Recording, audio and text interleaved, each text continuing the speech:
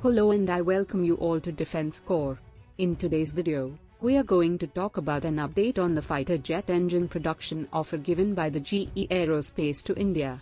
The clearance for the transfer of technology by General Electric to India for indigenous manufacturing of GE-414 engines, to be used in Tejas Mark II, is pending for approval from the US government, which is likely to come within next 3 months, and efforts are being made to get it approved before Prime Minister Modi visits United States sometime in June or July this year. The plan is to start the production of GE-414 engines for Tejas Mark II in India by 2028.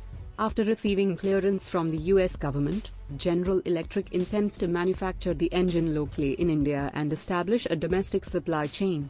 To achieve this goal, the company may collaborate with public-private sector firms in the country. The Indian Air Force has made a commitment to purchase 108 units of Tejas Mark II, with an additional 70 units to be ordered at a later stage, along with 40 units of AMC Mark I. These aircrafts will be powered by GE-414 engines, resulting in an order book for over 200 engines over the next 15 years and more than 600 engines over the next 40 years. That's all for this video. I hope you liked the given information. If you did, please make sure to share this video with your friends and subscribe to Defense Core for more informative videos like this.